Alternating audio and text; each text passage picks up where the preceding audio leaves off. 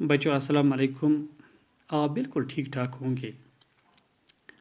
हमने फिरागोर कोपुरी के गज़ल नंबर 1 और 2 हमने इसका मानी मैंने आपको बताया है, और आज गज़ल नंबर 3 है।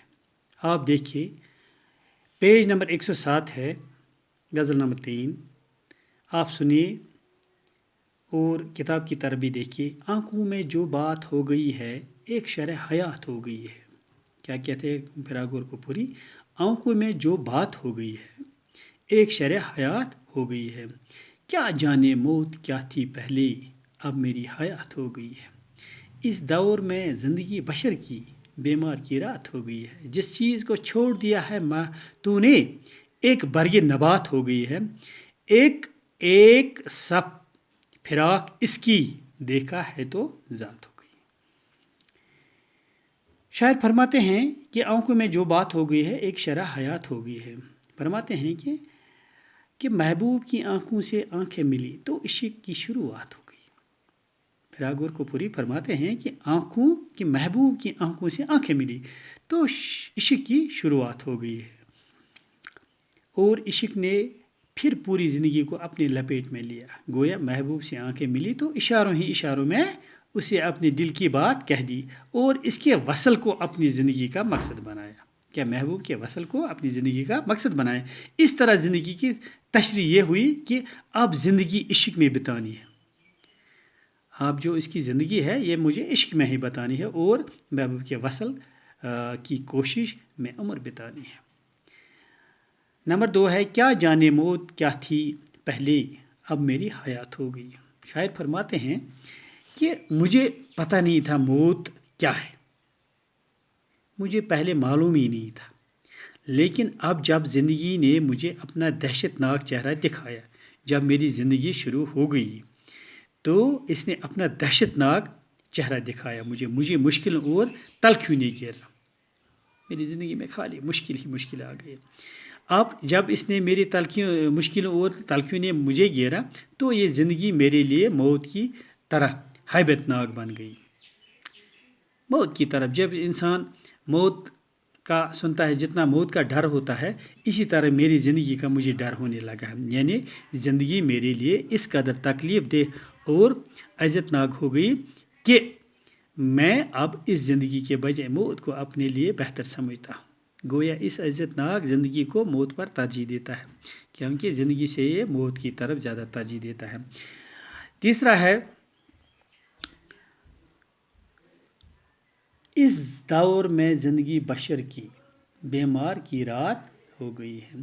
फिर आप फरमाते हैं कि इस शहर में दौर हाजिर की कड़वाहट और इंतशार से बड़ी ज़िंदगी के बारे में फरमाते हैं। क्या फरमाते हैं कि मौजूदा दौर में ज़िंदगी बीमार की रात की तरह करबनाक, अज़तनाक और तकलीफ देह बन गई है। जो आदमी बीमार होता है, आप ऐसा समझो कि इस दौर में ये ज़िंदगी इसी तरह है। क्या ये उसी तरह है जो इंसान तकलीफ़ में होता है, जो बीमार होता है, जिस तरह बीमार रात को अपनी तकलीफ़ में शिद्दत महसूस करता है। क्योंकि जब बीमार होता है इंसान तो वो कहता है ये रात कब ख़त्म हो जाएगी, ये रात कब ख़त्म। इसलिए रात बिताना निहायत मुश्किल हो जाता है इंसान को इस ज़िंदगी में। एक बीमार की तरह जो बीमार होता है उसको एक रात बहुत ही मुश्किल होती है। वो कहता है कि ये रात कब बिताएगी, कब ख़त्म हो जाएगी, और इसके लिए रात बिताना निहायत मुश्किल हो जाता है। इसी तरह आज के दौर में इंसान की ज़िंदगी बीमार की रात की तरह निहायत अज़तनाक हो गई है। मौजूदा दौर की ज़िंदगी के लिए बीमार की रात से ज़्यादा अच्छी तशबीह और क्या हो सकती है। चौथा है, जिस चीज़ को छू दिया है तूने, एक बरगे नबात हो गई है।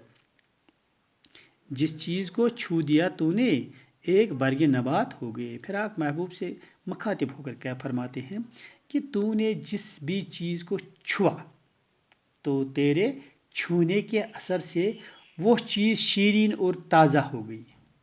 क्या कहते हैं कि जिस चीज़ को तूने छुआ यानी हाथ लगाया या आपने देखा उसकी तरफ, تو وہ چیز کیا، اس کے آپ کے چھونے کی اثرات جو ہے وہ شیرین اور تازہ ہو گئی، یعنی تیرے چھونے سے ہر چیز میں مٹھاس اور تازگی آ گئی، یعنی تیرے چھونے سے ہر چیز میں مٹھاس اور تازگی آ گئی۔ گویا کسی چیز کی خوبی اس کی اپنی نہیں بلکہ محبوب کی قربت سے اس چیز میں خوبی پیدا ہو گئی۔ شاعر ایک منفرد انداز میں محبوب کی تعریف کرتا ہے، کیا کرتا ہے، اس کی تعریف کرتا ہے۔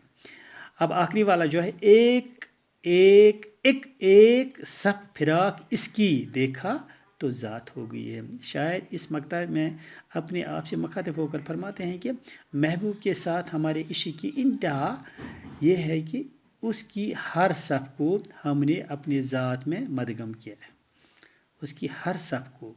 شاعر فرماتے ہیں کہ محبوب کے ساتھ ہمارے عشق کی انتہائی اتنی ہے کہ اس کے ہر صف کو ہم نے اپنے ذات میں مدغم کیا ہے، گویا ہم نے اس کو اس قدر ٹوٹ کر پیار کیا کہ اس کی ہر خوبی اپنی ذات بن گئی ہے۔ آج اتنا ہی، باقی ہم کل کریں گے۔